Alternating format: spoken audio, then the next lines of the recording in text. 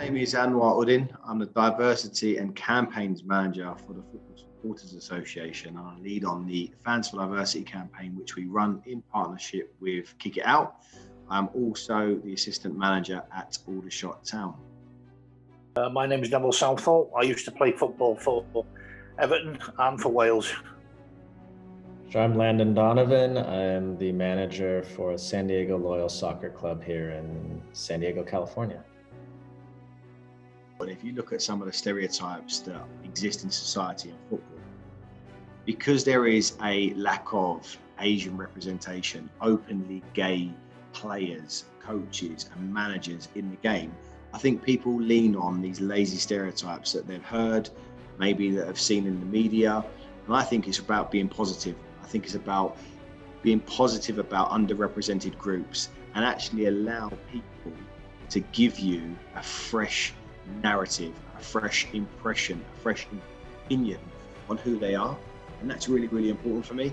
We had a game where one of our players was racially abused in about the 70th minute of the match. And after the game, I didn't know about it until after the game, and the guys were quite upset in the locker room. And so we went through a process of trying to figure out what we were going to do about it, if anything.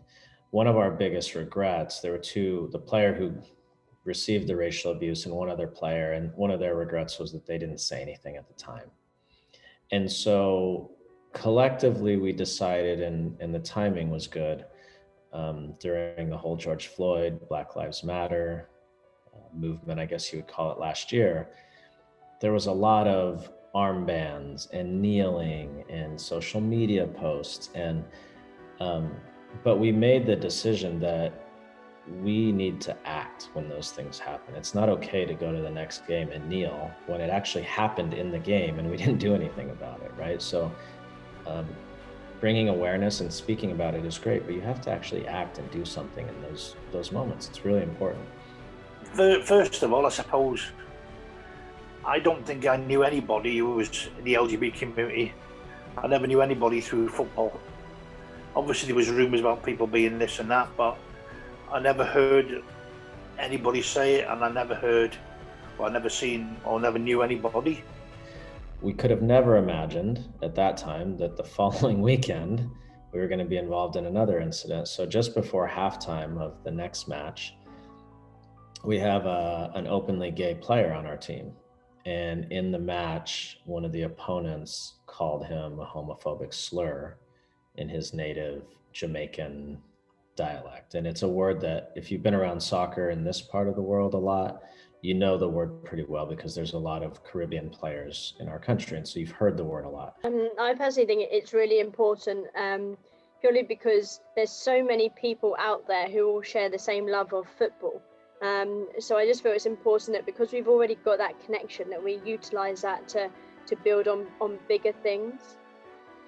Sean, what do you think? Yeah, no, 100%. Obviously, all our work as a county FA is primarily within the grassroots game, and without the grassroots game, we don't get players for the semi-professional game, professional game. We all know the issues within the professional game and the lack of LGBT representation. So if we're going to start somewhere, we start in the grassroots. As we went back into the locker room at halftime, we were trying to decide what we were going to do about this. And so when we walked back out, we made the decision that if the player who had made the slur was not removed from the match, either through the referee red carding him removing himself from the match, or his coach removing him from the match, that we didn't want to continue playing because we couldn't do this 2 weeks in a row. It wasn't appropriate. So none of those things happened. The player was allowed to stay in the game by the referee, was not going to remove himself, and his coach was not willing to remove him.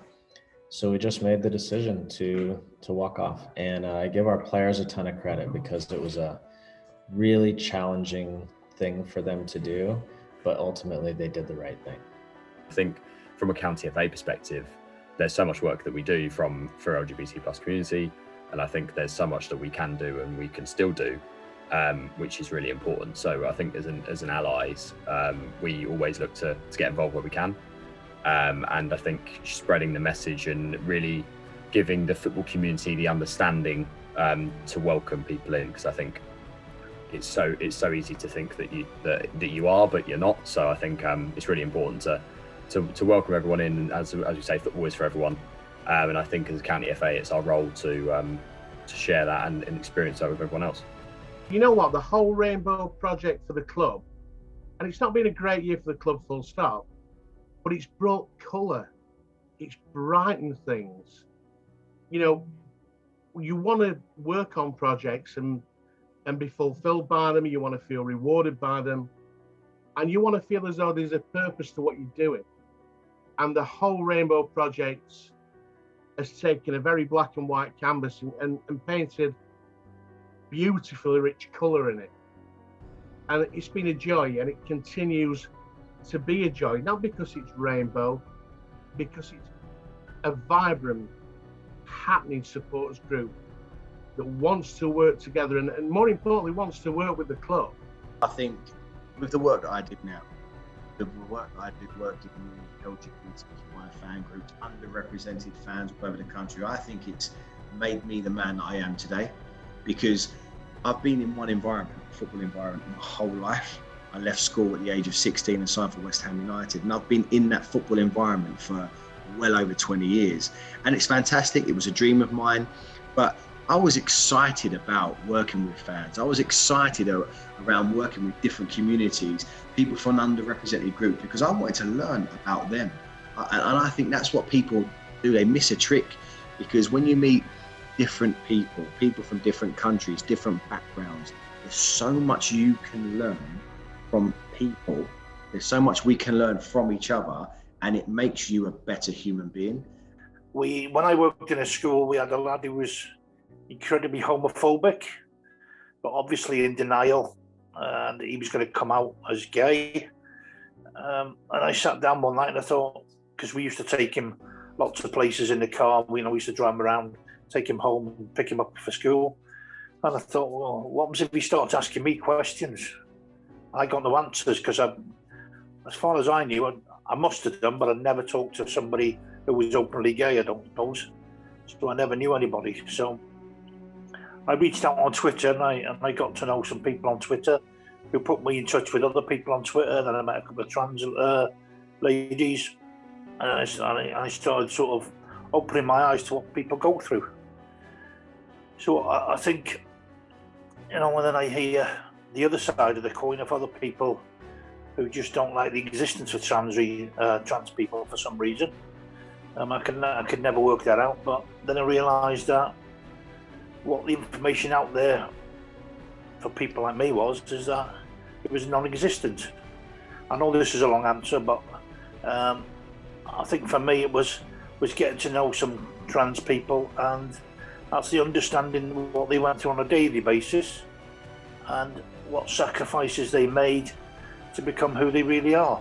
And I sometimes have to sit back and think, wow, in 12 months, look what we've actually achieved. We've got over 200 members, part of Rainbow Blades. We ran probably the most successful, I would say, and largest Rainbow Laces campaign in Sheffield United's history.